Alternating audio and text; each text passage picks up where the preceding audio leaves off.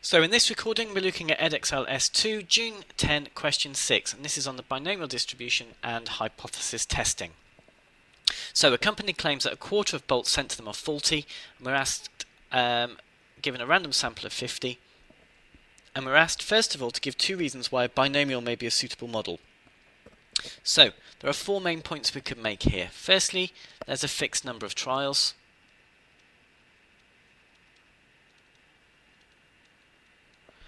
Also, there's independence. We know that.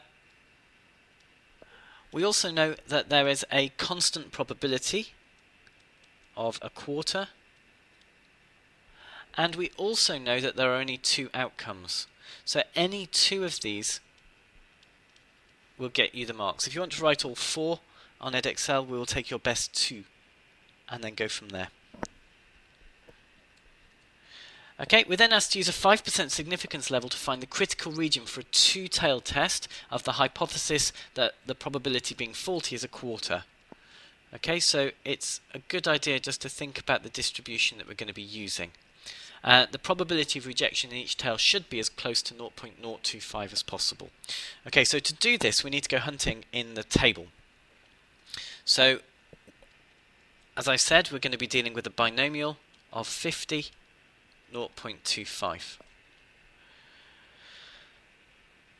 Okay, and it's this that's important, as close to 0.025 as possible. So we can see that we've got the probability of x being less than or equal to 6 and the probability that x is less than or equal to 7 stagger 0.025. And again, this is what we're required to do most of the time. We're asked to look at values that stagger. Okay, now, to work out the lower critical value, let's call it C1. That's all I'm looking for. To work out the upper ones, again, that's all I'm looking for. And again, it's got to be as close to 0.025. So I'll interpret these inequalities in a minute. Now this is a bit difficult, so it's actually easier to turn all of this around. Bearing in mind it's discrete, so we need to do C2 minus 1. It's actually better to look at the top end instead. So what we can see here is the probability of x being less than or equal to 18 is equal to 0.9713, and the probability of x being less than or equal to 19 is equal to 0.9861. So here I can see that this probability is the closest to 0.025, and I can see that this probability here, 0.9713, is the closest to 0.975. Okay, so that's going to give me my two critical values. So in this particular case, C1 is equal to 6, and in this case, C2 minus 1 is equal to 18. So C2 is equal to 19. So that tells me that my critical region is going to be all numbers that are less than 6 in union with all values which are greater than or equal to 19. So how are these marks allocated? Well, you get a method mark pretty much for recognizing that it's a binomial and using the correct table. You get an accuracy mark for getting the lower one and an accuracy mark for getting the upper one. Okay, so this is different than the mark scheme if you've got that, but I think it's a more sensible way of dealing with this type of question. We're then asked to work out the actual significance level, so that's the probability of being in the critical region. So it's just the sum of those two values, the probability of x being less than 6 added to the probability of x being greater than or equal to 19. So the probability of x being less than or equal to 6 we found is 0.0194, and the probability of x being greater than 19 you could work out to be 0.0287. Okay, which gives us a total of 0.0481.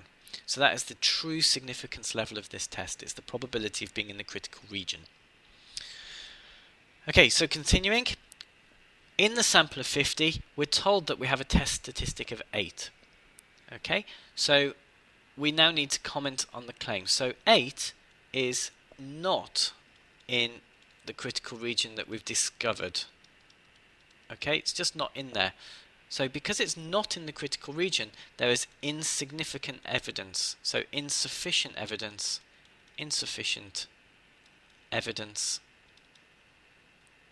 to reject H0. Now, I know we've not stated H0, but it hasn't asked us to anywhere. Okay, so there's insufficient evidence to reject H0.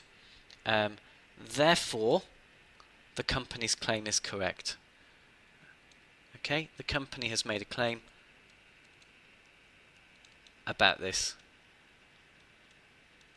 Okay, there is insufficient evidence to reject H0, so therefore we can say that it's not.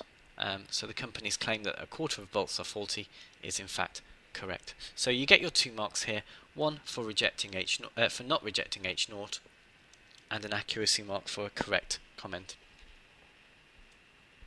Give 2 reasons why a binomial may be suitable for the number of faulty bolts in the sample.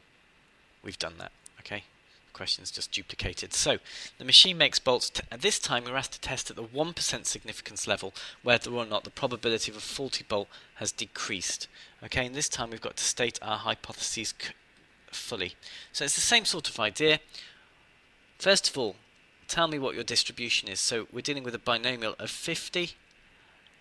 Okay, and we're testing 50, 0.25.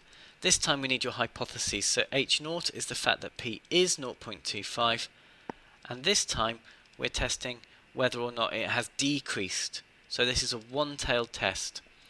Okay?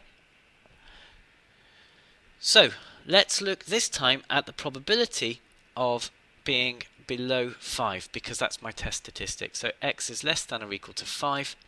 The probability of x being less than or equal to 5 is going to be 0.007. And what we can say is this is less than the significance level that we're dealing with. So in this particular case, we can reject H0. So 5 is in the critical region.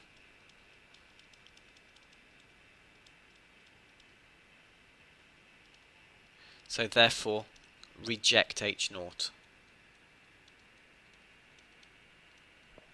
Okay, there is evidence. So there is evidence that the probability of faulty bolts has decreased. And again, make sure you write a full statement here. So 6 marks, where are they allocated? Well, you get B1 for stating the distribution and your hypotheses. You get method 1 accuracy 1 for using the correct aspect of the table and getting the correct probability, and then you get method 1 for rejecting H0 and accuracy 1 for a complete correct statement at the end.